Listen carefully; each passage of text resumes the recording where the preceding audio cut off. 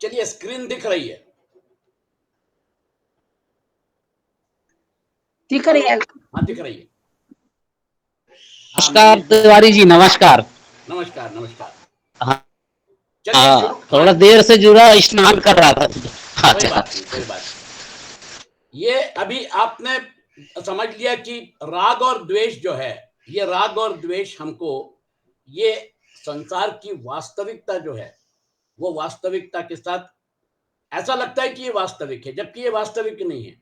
ये हमारे role play का हिस्सा है, लेकिन राग द्वेष की वजह से उसको एक रियलिटी आ जाती है। इसलिए भगवान कृष्ण सबसे पहले क्या बोलते हैं, आप राग द्वेष से पहले बाहर निकलो। मतलब आप जहां पे फंसे हुए हो, राग और द्वेष, तो पदों इंद्रियस्येन्द्रियस्यार्थे राग द्वेषो व्यवस्थितो, पदों का तात्पर्य है कि अनुकूलता और प्रतिकूलता दोनों में राग या द्वेष ना करें, क्योंकि मात्रा स्पर्शास्तु कौन्तेय शीतोष्ण सुख दुखदा आगमापायनो नित्यः तान तितीक्षस्व भारत। मात्रा और स्पर्श, मात्रा मतलब आपके जो विषय हैं, स्पर्श मतलब आपकी जो इंद्रियां हैं।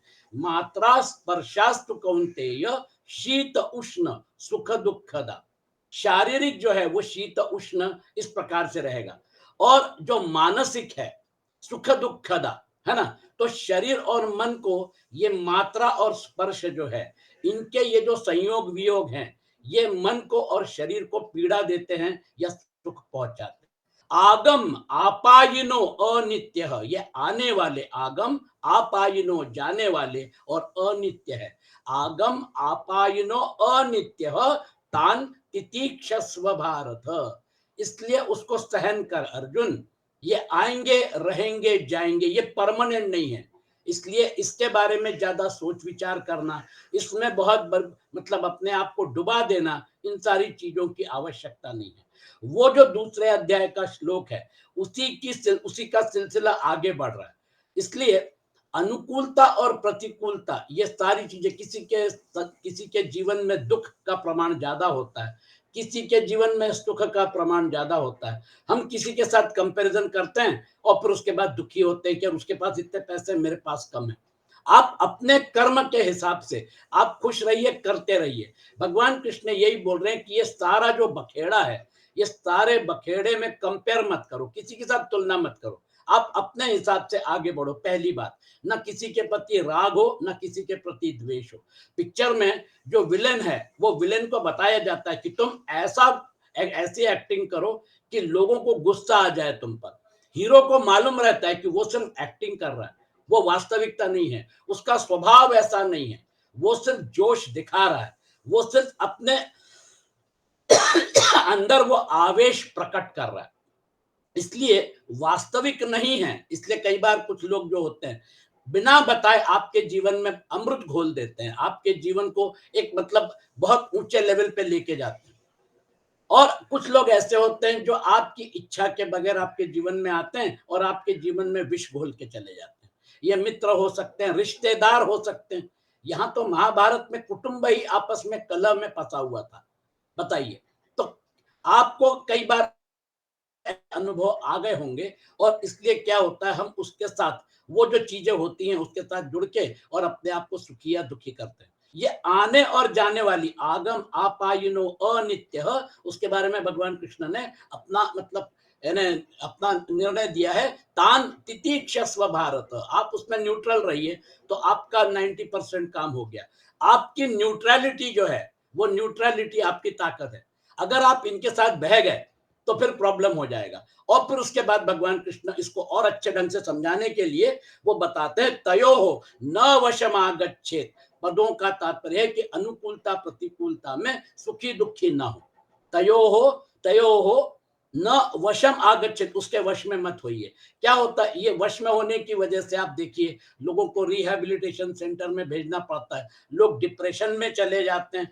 छोटी छोटी चीजें जिंदगी में बहुत ज्यादा मायने रखने वाली हो जाती हैं, और कई बार लोग सुसाइड कर लेते हैं।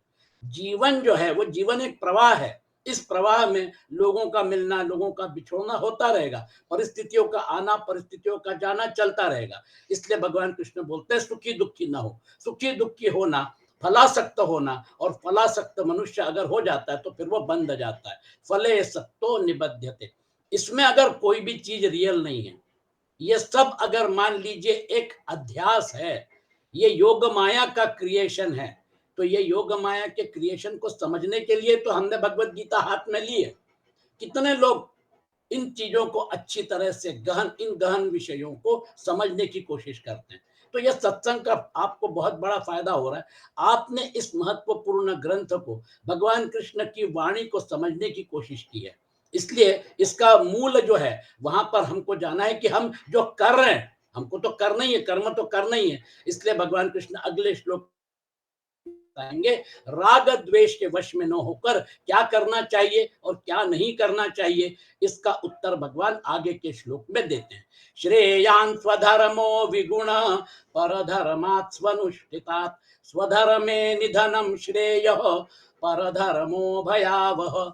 स्वनुष्ठितात् परधर्मात्, अच्छी तरह आचरण में लाए हुए दूसरे के धर्म से, विगुण स्वधर्म श्रेयान, गुणों की कमी वाला अपना धर्म श्रेष्ठ है। स्वधर्म में निधनम श्रेय, अपने धर्म में तो मरना भी कल्याणकारक है, और परधर्म भयावह, दूसरों का धर्म भय को देने वाला।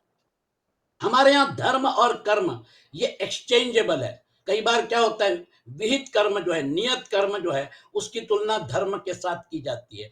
तो ये हिंदू धर्म, मुस्लिम धर्म ऐसा नहीं है, ये आपके नियत कर्मों के साथ जुड़ा है। कर्म गति जो है वो कर्म गति आपके मतलब क्या कहना चाहिए, नियति के साथ जुड़ी हुई है। इसलिए धर्म जो है उसकी व्याख्या भगवत गीता में ब्रॉड बेस्ड है। स्वधर्म में निधनम श्रेय परधर्मो भयावह। इसलिए भगवान कृष्ण बोलते हैं स्वनुष्ठितात् परधर्मात् विगुण स्वधर्म श्रेयान, है ना। आपका जो धर्म है, आपके जो कर्तव्य हैं, उसमें कमी तो रहेगी ना।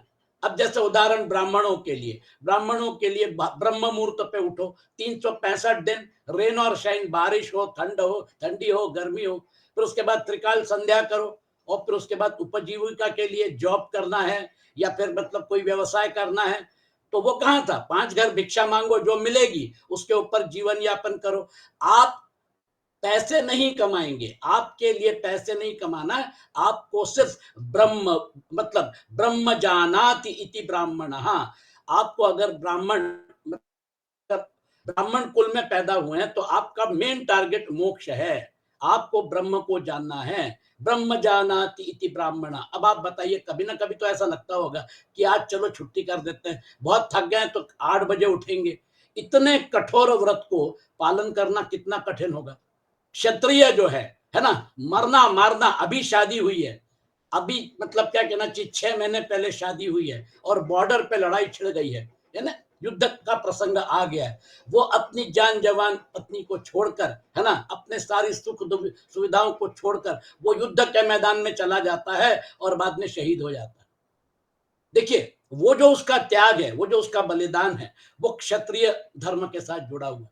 व्यवसाय जो है, व्यवसाय अभी कोरोना के पीरियड में व्यवसाय डूब गया, बहुत करोड़ों का घाटा हो गया। अब क्या करना चाहिए, अब क्या करना चाहिए, भिक्षा मांगना चाहिए? नहीं, वो मुझे मतलब मैं फिर से वापस अपने बिजनेस को शुरू करूंगा।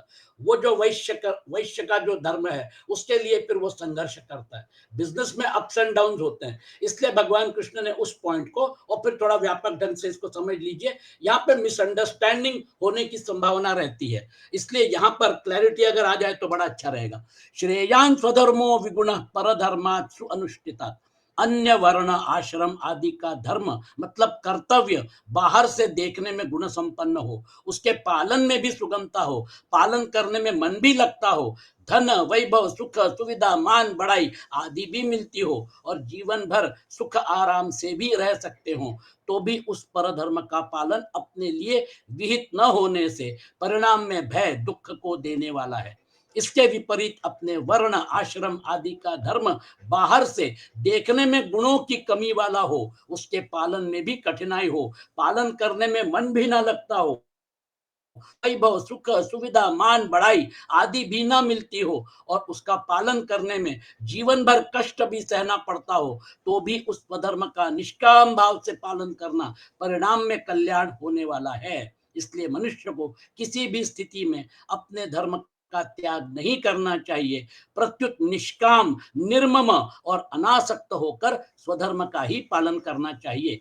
मनुष्य के लिए स्वधर्म का पालन स्वाभाविक है, सहज है। मनुष्य का जन्म कर्मों के अनुसार होता है और जन्म के अनुसार भगवान ने कर्म नियत किए। 18वें अध्याय की तरफ मैं जाने वाला हूं, इसको समझने के लिए क्रॉस रेफरेंस जरूरी है। तीसरा अध्याय 18वें अध्याय के श्लोकों के साथ जोड़ के पढ़ लेते हैं ताकि आपको पूरा का पूरा डायमेंशन समझ में आएगा। अतः अपने अपने नियत कर्मों का पालन करने से मनुष्य कर्म बंधन से मुक्त हो जाता है, अर्थात उसका कल्याण हो जाता है। अतः दोष युक्त दिखने पर भी नियत कर्म अर्थात स्वधर्म का त्याग नहीं करना चाहिए। अर्जुन युद्ध करने की अपेक्षा भिक्षा का अन्न खाकर जीवन निर्वाह करने को श्रेष्ठ समझते थे। गुरून् हत्वा हि महानुभावान् श्रेयो भोक्तुं भैक्षमपीह लोके हत्वार्थकामांस्तु गुरूनिहैव भुंजीय भोगान् रुधिर प्रदिग्धान्। महाराज, गुरु को मार के और हाथ मतलब खून से रंगे हुए हाथों के साथ मैं इंद्रप्रस्थ के सिंहासन पर नहीं बैठ सकता। मैं भिक्षा मांगूंगा। गुरु न हत्वा ही महानुभावान श्रेयो भोक्तुम भैक्ष्यम अपीह लोके। मैं भिक्षा मांग के जीवन जी लूंगा महाराज, गुरु की हत्या पाप है ना। बहुत मतलब भावुक श्लोक है। अर्जुन अपनी भावनाओं को व्यक्त कर रहा है। वो जो दबी हुई भावना थी, गुरु के प्रति आदर था, अर्जुन के प्रति बहुत स्नेह था। कुछ चीजें अर्जुन को सिखाई लेकिन अश्वत्थामा को नहीं सिखाई। उनको मालूम था कि अर्जुन में विवेक है, अश्वत्थामा में विवेक नहीं है। भले ही अपना पुत्र हो। ब्रह्मास्त्र चला दिया ना, परीक्षित गर्भ में था, उसके ऊपर ब्रह्मास्त्र चला दिया। अरे थोड़ा सोचते, ब्रह्मास्त्र का प्रयोग कितना घातक होता है और किसके ऊपर छोड़ रहे? उत्तरा के गर्भ के ऊपर। पांडवों का कुल नष्ट कर दूंगा। तब भगवान कृष्ण ने सुदर्शन चक्र से उस गर्भ की रक्षा की। कुल मिला के ये जो विवेक है, अर्जुन के ऊपर बहुत स्नेह था। अर्जुन को वो सारी चीजें याद आ रही थी युद्ध के प्रसंग में। और वो जो पॉइंट था, गुरु न हत्वा ही महानुभावान, वो अपने आप में, जिसको कहते हैं ना कि वहां पर जाकर जब अर्जुन पहुंच गया, बोला महाराज मुझे कायर मत बोलिए, मैं नपुंसक नहीं हूं, मैं युद्ध नहीं करना चाहता हूं क्योंकि मैं मारना नहीं चाहता हूं। अगर मैंने गांडी उठा लिया और अगर मैंने युद्ध किया तो फिर तो मुझे इन सबको मारना पड़ेगा। क्यों? क्योंकि मुझे इंद्रप्रस्थ के सिंहासन पर बैठना है। इसलिए वो बोलता है भिक्षा मांगकर मैं अपना जीवन व्यतीत कर दूंगा। भगवान कृष्ण बोलते हैं, परंतु यहाँ भगवान अर्जुन को मानो यह समझाते हैं कि भिक्षा के अन्न से जीवन निर्वाह करना भिक्षुक के लिए स्वधर्म होते, वे भी तेरे लिए परधर्म है। देखिए, एक भिक्षा जिसने संन्यास ले लिया है, ओम भवति भिक्षांदेहि, 5 घर में भिक्षा मांगेगा। उस समय जो मतलब क्या कहना चाहिए, ब्राह्मण जो है उनको सिर्फ मतलब वेदाध्ययन, उनको पूजा पाठ, इन सारी चीजों करना, 5 घर भिक्षा मांगना है, जो मिले उसके ऊपर। मतलब पहले दक्षिणा तय नहीं होती थी कि आप 51,000 दक्षिणा दीजिए, ये दीजिए, वो दीजिए, इतना दीजिए। स्वेच्छा से जो मिलेगा, ₹1.25, ₹2, ₹5 जो भी देगा, भाई उसकी इच्छा है, उसकी जितनी शक्ति है। तो इसलिए आजकल पहले निगोशिएट होता है, डॉक्टर की फीस पहले निगोशिएट होती है। वो जो पुजारी जो है वो बोलते हैं भैया इतना खर्च आएगा, मेरा रहेगा, है ना। कुल मिला के आज की परिस्थितियां बदल गई हैं। आज अगर मतलब क्या कहना चाहिए, मैं ब्राह्मण कुल का हूं, आज अगर मैं किसी के घर के सामने खड़ा हो जाऊं, ओम भवती भिक्षांदेहि, लोग बोलेंगे जान जवान आदमी है ना, और वो भिक्षा मांग रहा है, शर्म नहीं आती? जाके मेहनत मजदूरी करो। समाज बदल गया है, समाज की विचारधारा बदल गई है। इसलिए आज कोई मतलब शिक्षक का पेशा कर रहा है, कोई जॉब कर रहा है, कोई अपना व्यवसाय कर रहा है। अब समाज की परिस्थितियां बदल गई हैं। इन बदली हुई परिस्थितियों में सभी वर्णों के लोगों ने अपने आप को एडजस्ट कर लिया। इसलिए आज और जब हमारे देश में संविधान है तो संविधान के प्रावधानों के अनुसार हमें अपना जीवन जीना पड़ेगा। इसलिए ये जो परिप्रेक्ष्य भगवान कृष्ण ने हमारे सामने प्रस्तुत किया था, ये उस युग की कल्पना थी, ये उस युग में व्यावहारिक था, उस युग में प्रैक्टिकल था। इसलिए रिलेशन मत करिए, मतलब कंफ्यूजन नहीं होगा। तो इसलिए वो बोलते हैं कि युद्ध करने से पाप नहीं लगेगा। पहले अध्याय में भी जब अर्जुन ने कहा कि युद्ध करने से पाप लगेगा, पापमेवाश्रयेत अस्मात्, तब भी भगवान ने कहा कि धर्ममय युद्ध न करने से तू स्वधर्म और कीर्ति को खोकर पाप को प्राप्त होगा। फिर भगवान ने बताया कि जय पराजय, लाभ हानि और सुख दुख को समान समझकर युद्ध करने से, अर्थात राग द्वेष से रहित होकर अपने कर्तव्य स्वधर्म का पालन करने से पाप नहीं लगता। आगे 18वें अध्याय में भी भगवान ने, तात्पर्य यह है कि स्वधर्म के पालन में राग द्वेष रहने से ही पाप लगता है, अन्यथा नहीं। तो स्वधर्म का पालन करना है राग द्वेष रहित, राग द्वेष से रहित होकर स्वधर्म का भली भांति आचरण करने से समता का अनुभव, मेनली आपका मतलब समता, वो जो न्यूट्रलिटी है, वो पेंडुलम जो है इधर स्विंग होता है उधर स्विंग होता है, वो जब अपने मतलब क्या कहना चाहिए परपेंडिकुलर पोजीशन में रहता है, वो जो उसकी मेन स्थिर अवस्था है, वो स्थिर अवस्था जो है वो समत्व है। तो आपके जीवन में प्रसंग आते रहेंगे, आप अपने समत्व पे लौट के आइए। समत्व का जो आनंद है वो समाधि का आनंद है, क्योंकि परमात्मा समरूप से सभी जीवों में विद्यमान है। इसलिए कोई दुखी दे रहा है, कोई दुख दे रहा है, कोई सुख दे रहा है, होता रहेगा। समत्व के रूप में परमात्मा उसमें भी है, आप में भी है। और शरीर जो है वो तो एक यंत्र है, मन जो है वो एक यंत्र है, सारी उपाधियां हैं। ये उपाधियों का पूरा खेल जो है ये योग माया का डायमेंशन है। अगर हम एनालिसिस करते हैं तो जब तक पिक्चर में रोल करना है तब तक वो सही है, जब तक पिक्चर का पूरा शूटिंग चल रहा है तब तक वो सही है। शूटिंग खत्म हो गई, डायरेक्टर ने बोल दिया, शॉट ओके हो गया, अब अपन घर चले जाते हैं। इस प्रकार से अर्जुन को राग द्वेष से रहित होकर युद्ध रूप स्वधर्म का पालन करने पर जोर देते हैं।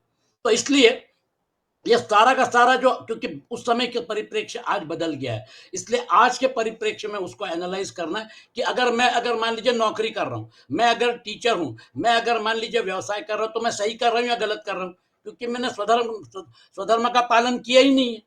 बहुत सारे ऐसे आपको मिलेंगे कि मतलब जिस कुल में पैदा हुए हैं उस कुल के जो रीति रिवाज हैं उसका पालन करने के लिए बड़ी मुश्किल हो जाती है, क्योंकि जैसे ही मतलब उपनयन संस्कार हो जाता है तो फिर माता पिता बोलते हैं संध्या करो। अब संध्या करने के लिए समय निकालना पड़ता है, स्कूल जाना है, कॉलेज जाना है 8 साल की उम्र में, और फिर उसके बाद उपनयन संस्कार हो गया, संध्या नहीं हो रही है, गायत्री मंत्र का जप करो। गायत्री मंत्र का जप तो कर सकते हैं, संध्या वंदन ना किया, गायत्री मंत्र का जप करिए, बड़ा पावरफुल है। कुल मिला के वो जो वाचा सिद्धि ब्राह्मणों के पास थी, ब्राह्मणों के पास वाचा सिद्धि थी, अगर शाप दे दिया तो वो फलीभूत हो जाता था। गायत्री मंत्र जो है, ये गायत्री मंत्र सिद्ध मंत्र है, गायत्री मंत्र की ताकत की वजह से उनको बोला जाता था कि आप शाप मत दी। आप बताइए, परीक्षित जो है उसने एक मरा हुआ सांप, जब वो जो ऋषि थे वो ध्यान में बैठे हुए थे, और जब पानी मिलेगा 2-3 बार बोला, लेकिन उन्होंने सुना नहीं, क्योंकि वो मतलब समाधि में थे, तो उसने एक मरा हुआ सांप उनके गले में डाल दिया। जब उनका छोटा सा बालक आके देखता है, खेलते बाहर गया था, जब वापस लौट के आया तो एक मरा हुआ सांप अपने पिताजी के गले में देखकर क्रोध आ गया, कमंडलू उठाया, हाथ में जल लिया, संकल्प छोड़ा, जिस किसी ने ये घोर पाप किया हो वो आज से 7वें दिन तक्षक के दंश से, क्योंकि सांप मरा हुआ सांप डाला था, तक्षक के दंश से मारा जाएगा। जल छोड़ दिया, संकल्प छोड़ दिया, इसलिए परीक्षित घबरा गया। और फिर उसके बाद श्रीमद् भागवत का जो उपदेश है शुक्रदेव द्वारा उसको दिया गया 7 दिन। 7 दिन का जो भागवत सप्ताह है वो परीक्षित के लिए है, आप और हमारे लिए। आप आराम से पढ़िए, समझ बूझ के पढ़िए। वो जो है वो इसलिए था क्योंकि परीक्षित के पास समय कम था, और इसलिए आपको और हमको भी श्रीमद् भागवत पढ़ना है। जैसे आप भगवत गीता पढ़ रहे हैं, भगवत गीता महाभारत का अंश है, और श्रीमद् भागवत जो है वो पैरेलल चल रहा है, क्योंकि बहुत सारे प्रसंग जो है वो बहुत सारे प्रसंग कॉमन में आएंगे, लेकिन वहां पर भगवान कृष्ण के जीवन के साथ, भगवान कृष्ण की लीलाओं के साथ न्याय किया है, जिसको महाभारत में व्यास जी नहीं कर पाए थे, इसलिए उन्होंने श्रीमद् भागवत की रचना की। कुल मिला के वहां पर जो 11वां स्कंद है वो भगवत गीता के मैच करने वाला है। वहां पे उद्धव जो है वो भगवान कृष्ण से उपदेश प्राप्त करता है और यहाँ पे अर्जुन प्राप्त करता है। अब मजे की बात, दोनों को उपदेश देने के बाद भगवान कृष्ण ने दोनों को आज्ञा अलग दी। देखिए मजे की बात, गुरु जो होता है वही उपदेश अर्जुन को दिया। अर्जुन को बोला, अर्जुन अर्जुन गांडी उठा, युद्ध करो, माम अनुस्मर युद्ध, बार बार बोल रहे, अपने कर्तव्य का पालन करो। उद्धव को क्या बोले? उद्धव को जानते थे कि उद्धव जो है अभी आगे आगे का जो प्रसंग होने वाला है वो बड़ा खतरनाक है, पूरा यदुकुल समाप्त हो जाएगा। और यदुकुल समाप्त हो जाएगा, बड़ा सेंसिटिव आदमी है, बहुत भावुक आदमी है, अपने कुल का नाश नहीं देख पाएगा। उद्धव ने पूछा, महाराज मेरे लिए क्या आज्ञा है? बोले, उद्धव तुमने क्या बोला था कि मुझे वैकुंठ धाम अपने साथ लेके चलिए, मैं आपके बगैर नहीं रह सकता, है ना?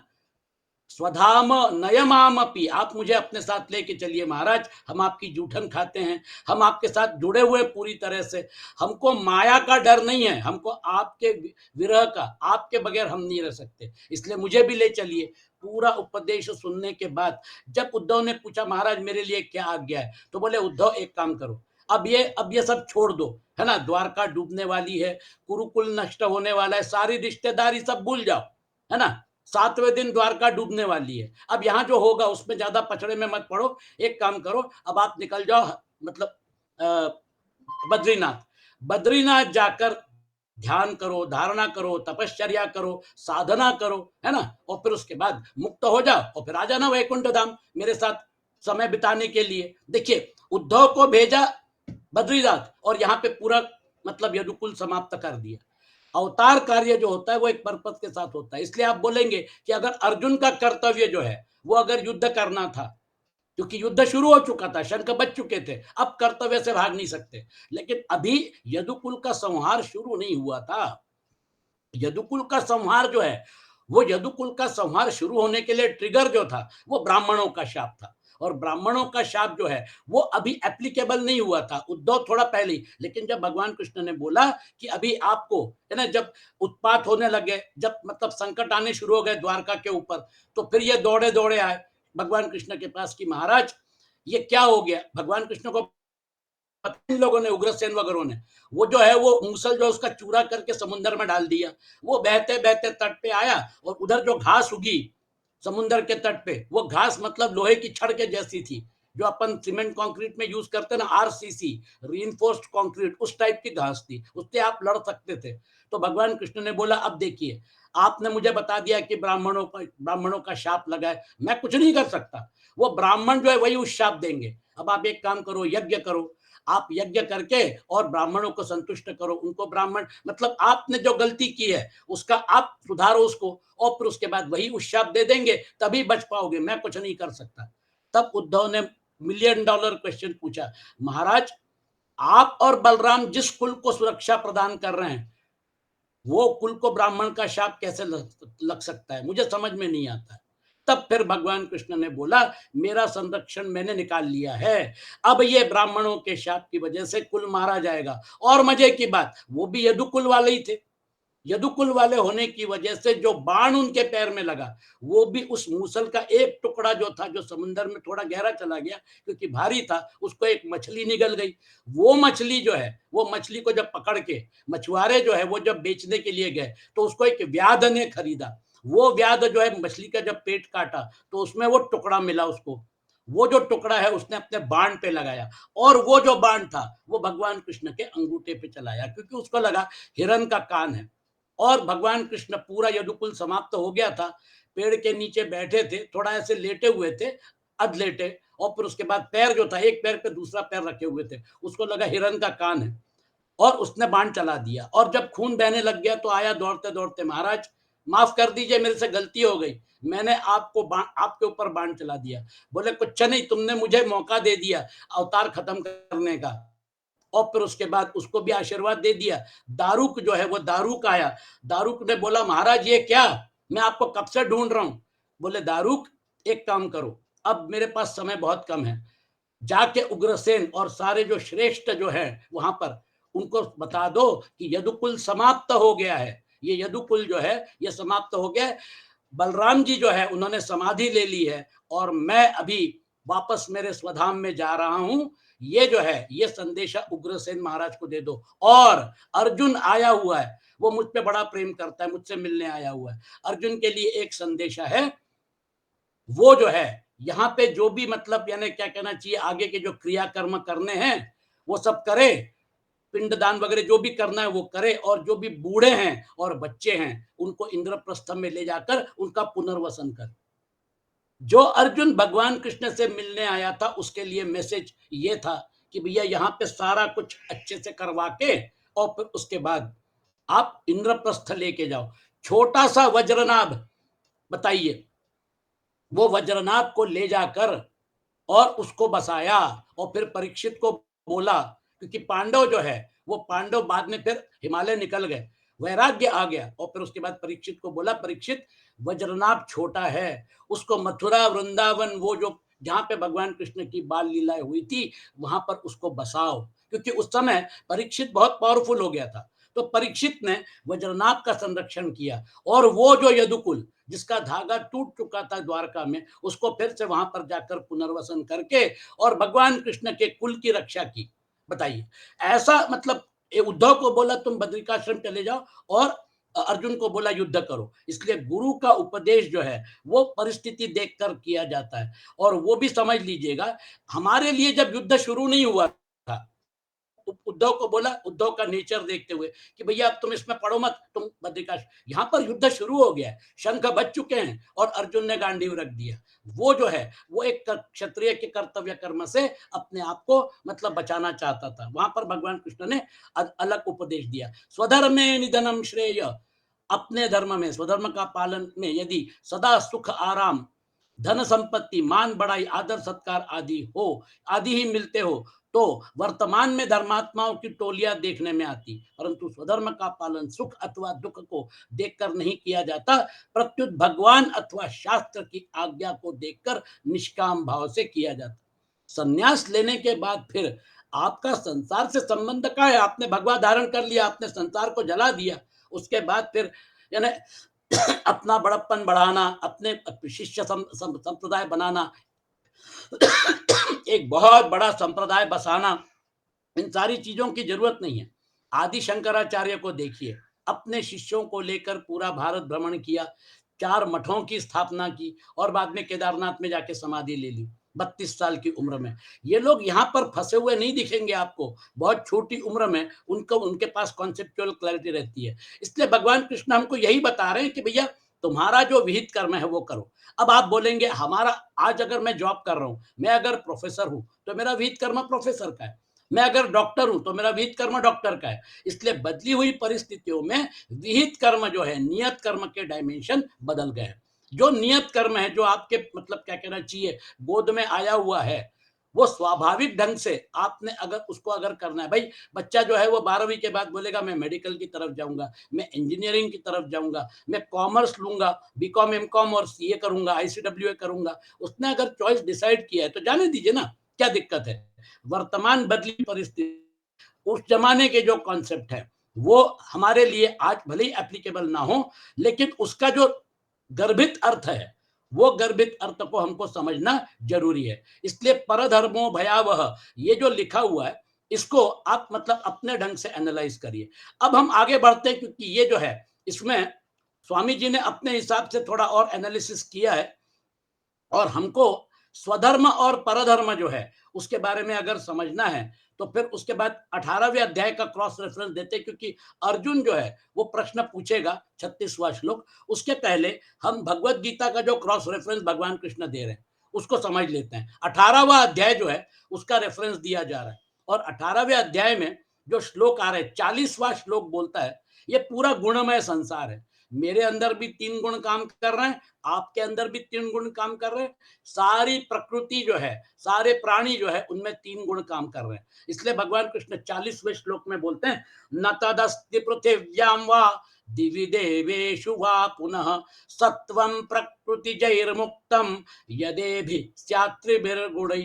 पृथ्वी में या आकाश में अथवा देवताओं में तथा इनके सिवा और कहीं भी ऐसा कोई भी सत्व नहीं है जो प्रकृति से उत्पन्न इन तीनों गुणों से रहित हो।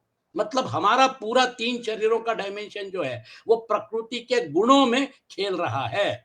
ब्राह्मण क्षत्रिय विषाम शूद्राणाम च परंतप कर्माणि प्रविभक्तानि स्वभाव प्रभवैर्गुणैः। हे परंतप, ब्राह्मण क्षत्रिय और वैश्यों के तथा शूद्रों के कर्म स्वभाव से उत्पन्न गुणों द्वारा विभक्त किए गए हैं। ये स्वभाव जो है, ये मेरा स्वभाव, आपका स्वभाव, अपन कहते हैं ना, वो जो है मतलब स्वभाव के हिसाब से वो काम करेगा। ये स्वभाव का सोच जो है वो यूनिवर्सल प्रोग्रामिंग है, वो स्वभाव है, वो स्वभाव के द्वारा इन गुणों का मेरे अंदर रेगुलेशन होता है, मेरी प्रकृति बनती है, आपके अंदर रेगुलेशन होता है, आपकी प्रकृति बनती है। और आपकी प्रकृति ऐसी क्यों है? क्योंकि आपकी कर्म गति के साथ आपकी प्रकृति जुड़ी हुई है। इसलिए बड़ा वो कॉम्प्लिकेटेड इक्वेशन है, गहना कर्मणो गति। स्वभाव जो है वो स्वभाव इस कर्म गति को रेगुलेट करने वाला तत्व है, जिसको 8वें अध्याय में भगवान कृष्ण ने बताया है, समझाया है। तो स्वभाव जो है वो यूनिवर्सल प्रोग्रामिंग के तहत आपको और हमको व्यवहार करना पड़ता है। कर्माणि प्रविभक्तानि स्वभाव प्रभवैर्गुणैः। इसको समझकर, स्वभाव और 3 गुणों के कॉम्बिनेशन को समझकर हमारा जो नेचर तय होता है। हमारा नेचर मतलब आप देखिए, किसी में सत्व गुण प्रधान होता है, रजोगुण और तमोगुण कम होता है। किसी में रजोगुण प्रधान होता है, सत्वगुण और तमोगुण कम होता है। किसी में तमोगुण प्रधान होता है, सत्व और रज कम होता है। ये 3 गुणों का कॉम्बिनेशन जो है, इन 3 गुणों के कॉम्बिनेशन में पूरी सृष्टि खड़ी हुई है। इसलिए आप देखिए, मनुष्यों में भी कुछ लोग बड़े सात्विक होते हैं, कुछ लोग राजसिक होते हैं, कुछ लोग तामसिक होते हैं, कॉम्बिनेशन है।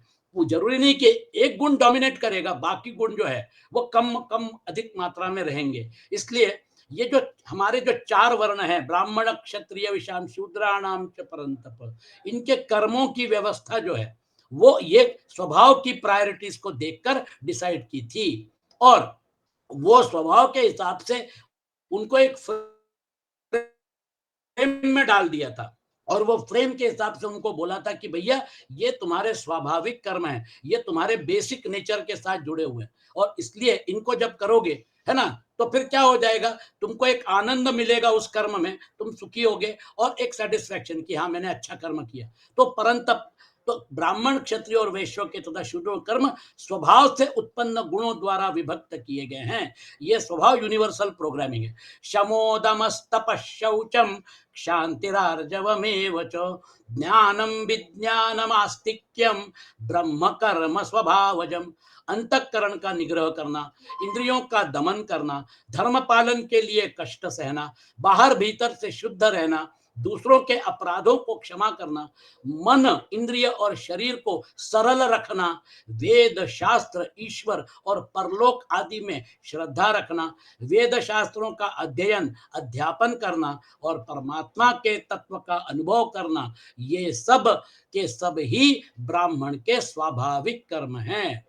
इस भावना को रखते हुए ब्राह्मणों के लिए विधि निषेध, ब्राह्मणों के लिए एक दिनचर्या, मनुस्मृति में आप देखेंगे तो ब्राह्मण के लिए सबसे ज्यादा चर्चा की है, क्योंकि वो जो है उस ब्राह्मण को कोई खरीदने ना पाए, उसके लिए उसके सामने पैसा रख दिया, आप उसको पैसे से नहीं खरीद सकते, आप उसको प्रतिष्ठा से नहीं खरीद सकते, आप उसको किसी भी लालच से नहीं खरीद सकते। वो जो है वो अपने निष्ठा के हिसाब से चलेगा। इसलिए वो जो राजधर्म था, राजदंड था, उसके ऊपर ब्रह्मदंड था, ब्रह्मदंड राजदंड के भी ऊपर था। 2 उदाहरण देता हूं। जब भगवान राम को ले जाने के लिए विश्वामित्र आए दरबार में, तो वशिष्ठ और विश्वामित्र के संबंध अच्छे नहीं थे। वशिष्ठ ब्रह्मर्षि थे, अब मतलब क्या कहना चाहिए, रघुकुल के कुलगुरु थे।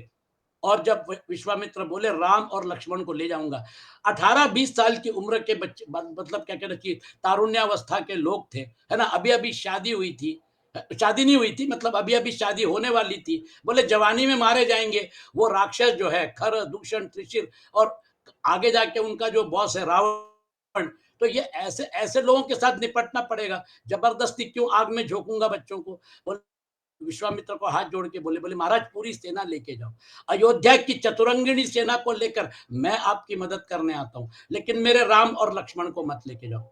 विश्वामित्र क्रोध में आ गए, बोले देना हो तो राम और लक्ष्मण दो, नहीं तो ये मैं चला। अब बड़े दुखी हो गए दशरथ, बोले ठीक है 1 मिनट आप थोड़ा विश्राम करिए, मैं वशिष्ठ के आश्रम में गए। बोले महाराज ये तो बहुत मतलब कठिन प्रश्न पूछा है। वशिष्ठ ने 1 मिनट में जवाब दिया। बोले विश्वामित्र से अच्छा गुरु राम और लक्ष्मण को नहीं मिलेगा, उनका समय आ गया है, जाने दो दशरथ, चिंता मत करो, विश्वामित्र उनकी रक्षा करने में सक्षम है। दिल पे पत्थर रखकर दशरथ वापस आकर भगवान राम को भेजे विश्वामित्र के साथ। आगे का इतिहास आपको मालूम है, ब्रह्मदंड राजदंड के ऊपर था। बाकी जाने दीजिए, चाणक्य और चंद्रगुप्त के प्रसंग में आइए। एक नंद को गद्दी से उतारने के लिए अपनी मतलब क्या कहना चाहिए जो शिखा थी उसको खोला, उसी दरबार में प्रतिज्ञा की तेरे को गद्दी से उतार के रहूंगा। और वो जो विष्णुगुप्त, उनका नाम विष्णुगुप्त था, वो जो विष्णुगुप्त की प्रतिज्ञा थी उसको करने के लिए वो तक्षशिला से राजनीति शास्त्र पढ़ के आए थे। नालंदा में मतलब मगध में उनको ऐसा ही एक बड़ा विश्वविद्यालय करना था और उसके लिए जमीन मांगने आए थे।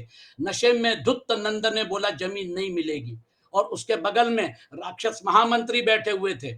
महामंत्री जो है वो नंद के प्रति पूरी तरह से निष्ठावान थे, और वो जो है पूरा नंद को नीचे उतारने के लिए चंद्रगुप्त को तैयार किया, चंद्रगुप्त को पूरी ट्रेनिंग दी, चंद्रगुप्त के साथ लोगों को जोड़ा, और चंद्रगुप्त ने नंद को हराकर चंद्रगुप्त मौर्य, है ना, मतलब क्या कहना चाहिए, उन्होंने इसकी स्थापना की। तो ये जो है चंद्रगुप्त, उसके बाद फिर बिंबिसार, उसके बाद फिर अशोक। अशोक जो थे, सम्राट अशोक जो थे, वो मतलब क्या कहना चाहिए, उनके पास बहुत बड़ा भूभाग था अपने देश का और मतलब बाहर के देशों का भी, वर्तमान भौगोलिक परिस्थिति कुल मिलाकर वो जो है उतना सब होने के बाद जब ग्रीस से, क्योंकि उस समय चंद्रगुप्त बहुत पावरफुल हो गए थे, और सिकंदर के साथ जो सेना आई थी उसका जो मतलब सिंध में उसका जो नेतृत्व करने वाले सिंध के गवर्नर थे सेल्यूकस, सेल्यूकस के साथ युद्ध किया और सेल्यूकस को हराया। जो टर्म्स ऑफ ट्रीटी थे, मतलब जो मतलब अभी सेल्यूकस हार गया, तो उसको जो चीजों को करना था उसमें एक था तुम्हारी बेटी की शादी चंद्रगुप्त के साथ करोगे। उसका नाम था हेलन। चंद्रगुप्त ने बोला महाराज ये एक्सेप्टेबल नहीं है, मेरी रानियां हैं, मैं एक विदेशी महिला के साथ शादी नहीं करूंगा।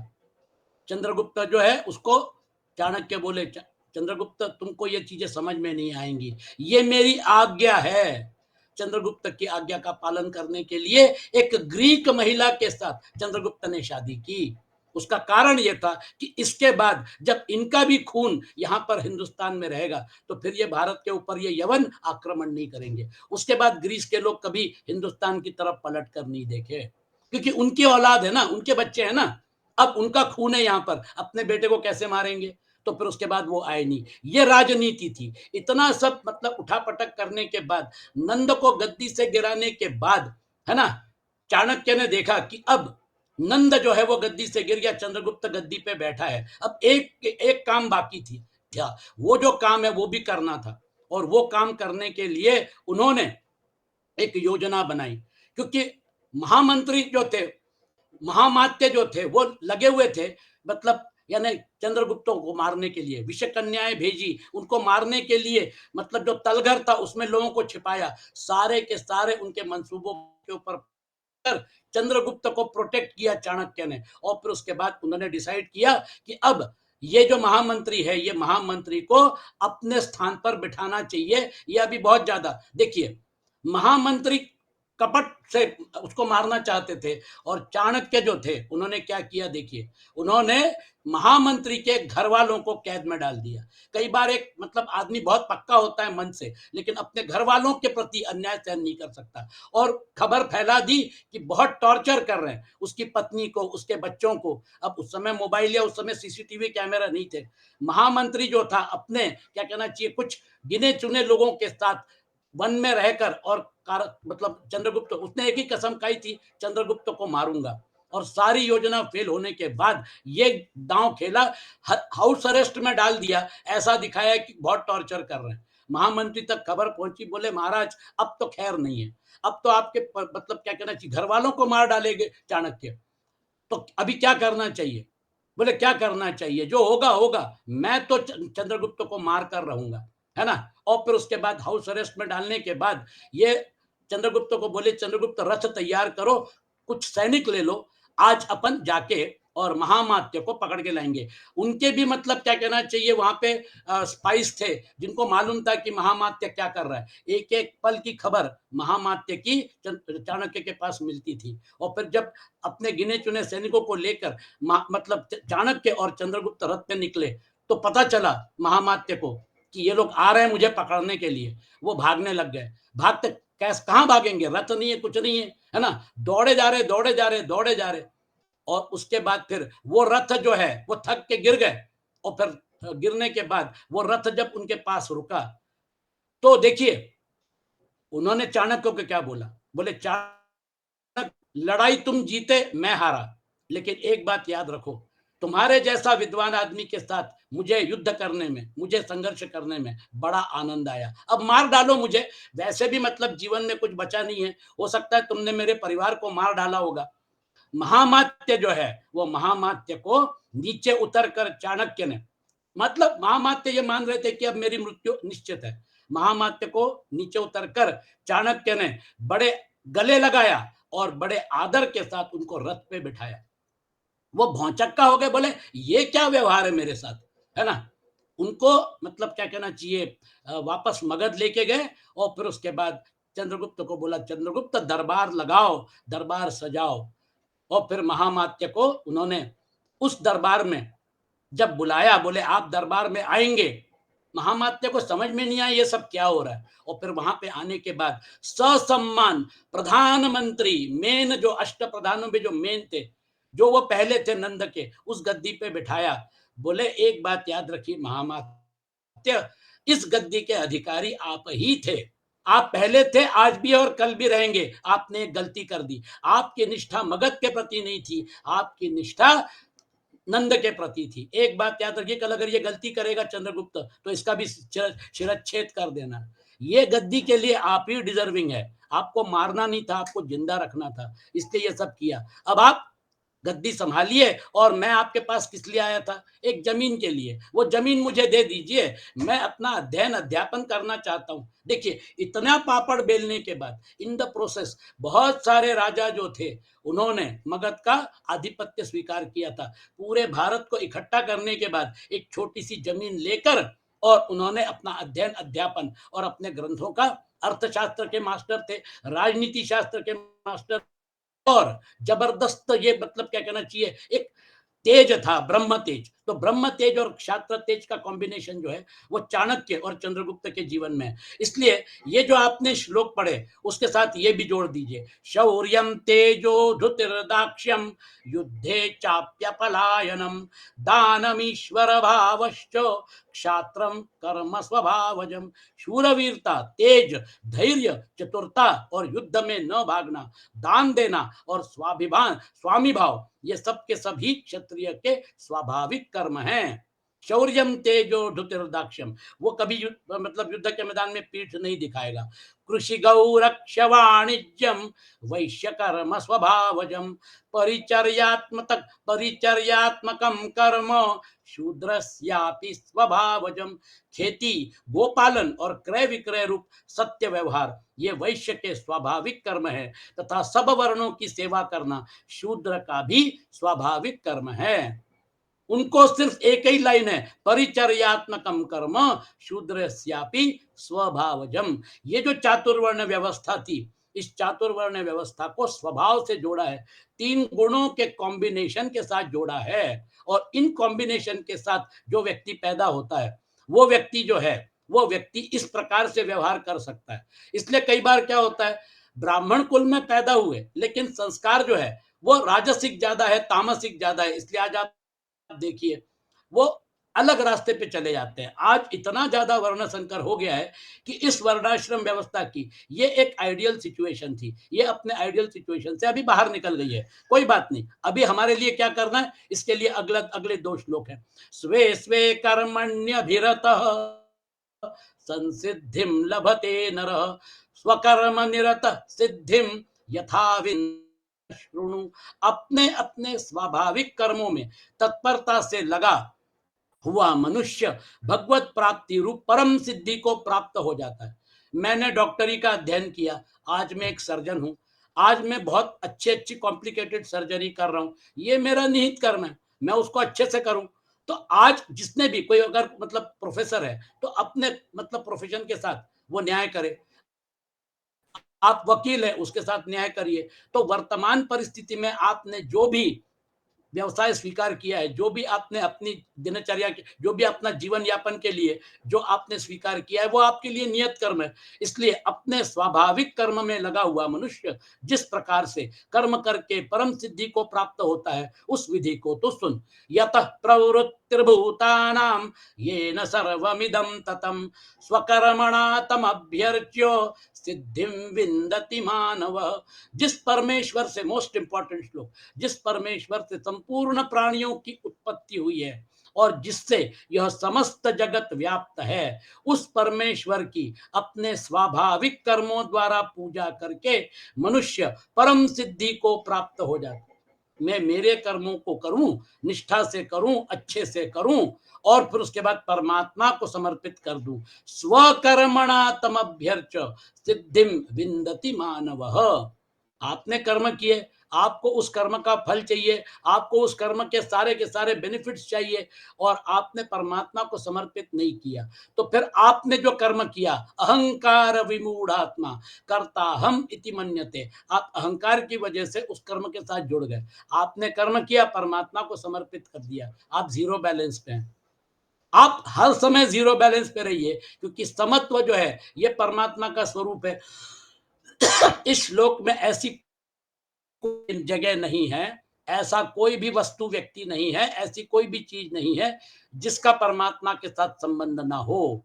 इसलिए जो परमात्मा, इसलिए हम कहते हैं अंतर्यामी है, वो हमारे अंदर है, मेरे अंदर है, आपके अंदर है, वो सर्वव्यापी है, वो सर्वात्म है, सर्वभूतात्म भूतात्मा है। मेरे अंदर का जो आत्म तत्व है और वो जो है वो एक ही है। मैं उसको अलग मान के इस व्यवहार को अपने साथ जोड़कर, इसके साथ सच मानकर एक रोल प्ले को अपने ऊपर मैंने खींच लिया है। वो रोल प्ले से अगर बाहर निकलना है, यतः प्रवृत्तिर्भूतानां येन सर्वमिदं ततं स्वकर्मणा तमभ्यर्च्यो सिद्धिं विन्दति मानवः। बस उसको अर्पण कर दीजिए और सुखी रहिए। कर्म जो है वो संसार का हिस्सा है, उसी की प्रकृति है, अपरा और परा, ये उन्हीं के दो हाथ है, बाया हाथ दाहिना हाथ। आपने कर्म किया, कर्म को समर्पित कर दिया, संसार को समर्पित कर देंगे, वैसे ही वो परमात्मा को मिल जाएगा, है ना।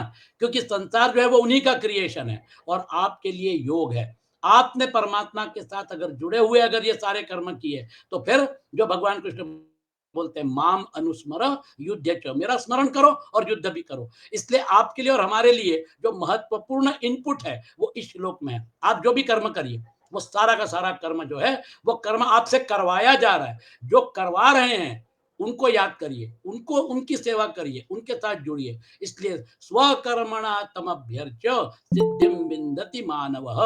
और यहाँ पर भी उसी श्लोक का जो तीसरे अध्याय में हमने बोला था, उसी को यहाँ पर भगवान कृष्ण ने आगे जोड़ दिया है। श्रेयान स्वधर्मो विगुण परधर्मात् स्वनुष्ठितात् स्वभाव नियतम कर्म कुर्वन्नाप्नोति किल्बिषम। देखिए यहाँ पर फिर धर्म और कर्म जो है ये दोनों एक हो गए हैं। अच्छी प्रकार आचरण किए हुए दूसरे से गुण रहित भी अपना धर्म श्रेष्ठ है, क्योंकि स्वभाव से नियत किए हुए स्वधर्म रूप कर्म को करता हुआ मनुष्य पाप को प्राप्त नहीं होता। सहजम कर्म कौन्तेय सदोषमपि त्यज सदोषमपि न त्यजेत सर्वारंभा हि दोषेण धूमेनाग्निरिवावृता।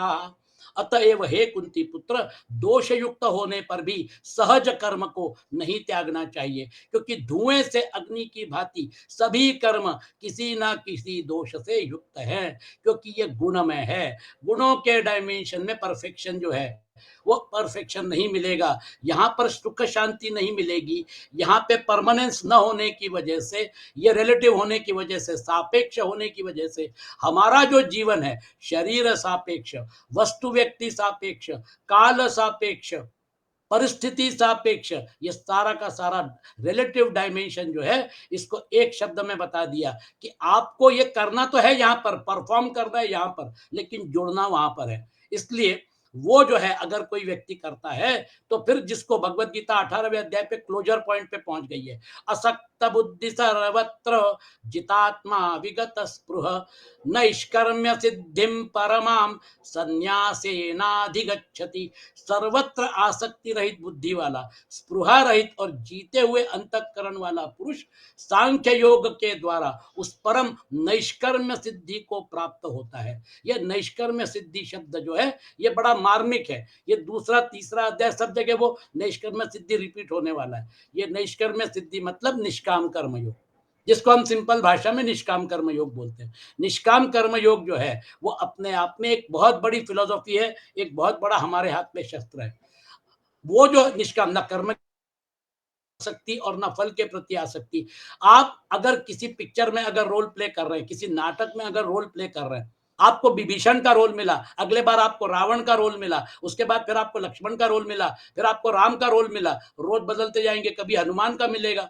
आपको रोल बदले जा रहे हैं। आपको रोल के प्रति आसक्ति अगर नहीं है तो आप कोई भी रोल सहजता से खेल सकते हैं, क्योंकि आपको मालूम है कि ये कोई भी रोल जो है ये रोल मेरे ऊपर एप्लीकेबल नहीं है, मैं कोई भी रोल कर सकता हूं। आप में वो कैपेबिलिटी है कि आप अपने को उस प्रकार से एडजस्ट कर सकते हैं कोई भी रोल प्ले करने के लिए। नैष्कर्म्य सिद्धिम परमाम संन्यासेनाधिगच्छति। इसके पहले भी हमने शरीर धारण किए, उन शरीरों को लेकर हमने कर्म किए। आज वो शरीर भी नहीं है और वो कर्म कहाँ चले गए? वो सारा का सारा उस समय जो भी हमने किया होगा, मान लीजिए 10-20 करोड़, 50 करोड़, 1000 करोड़ कमाए होंगे, वो कहाँ चले गए? वो शरीर भी नहीं है और वो सब कुछ चला गया। और वो जो लोग थे जिनके साथ किया था वो भी नहीं है। आज ही अपने जीवन में देख लीजिए, जो कर्म हमने मतलब कॉलेज में किए थे, उस समय जो हम स्कूल में पढ़े थे, वो सारी चीजें मतलब काल में जमा हो गई।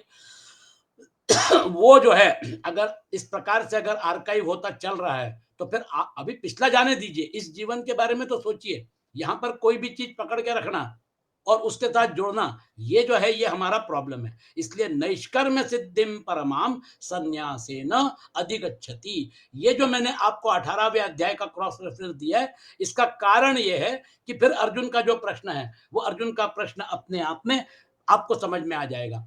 अर्जुन उवाच अथ केन प्रयुक्तोऽयं पापं चरति पूरुषः अनिच्छन्नपि वार्ष्णेय बलादिव नियोजितः। बहुत मार्मिक और बहुत सुंदर प्रश्न है। इस प्रश्न को आपके सामने रखकर हम आज का सत्संग समाप्त करेंगे।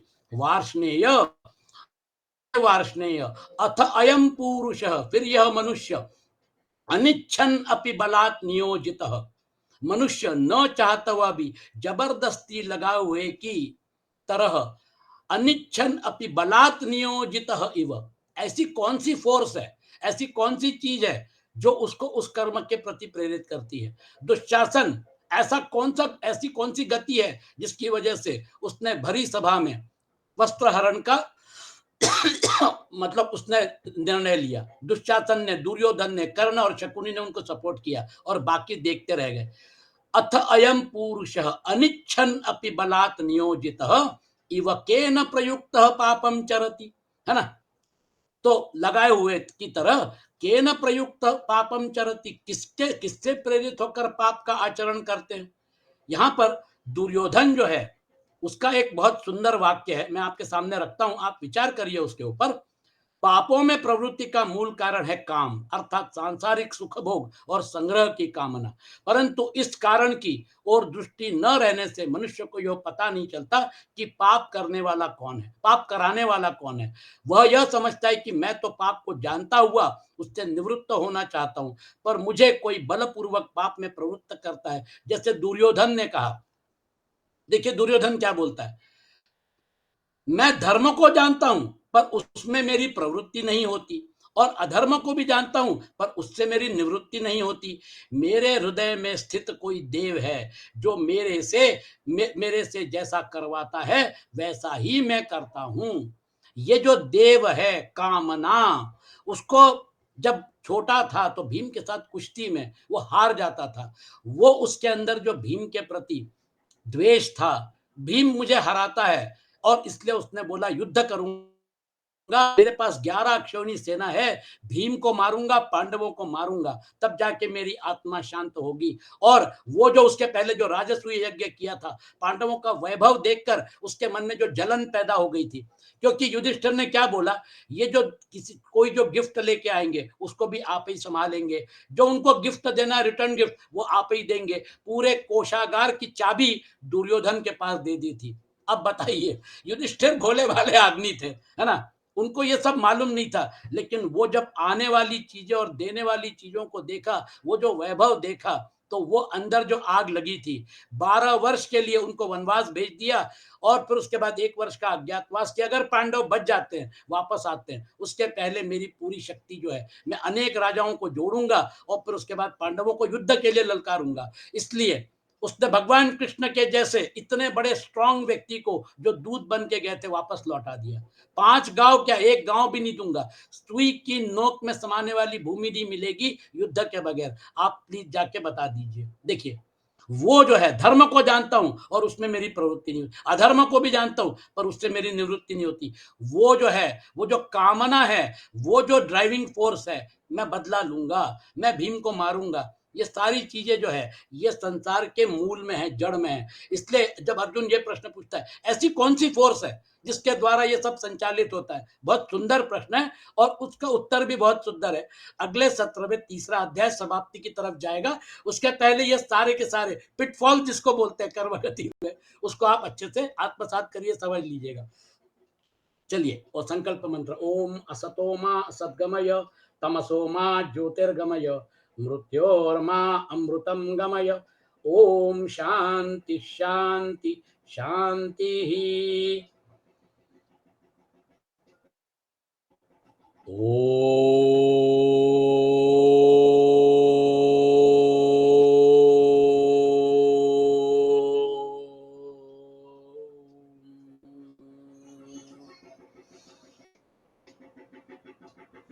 ओ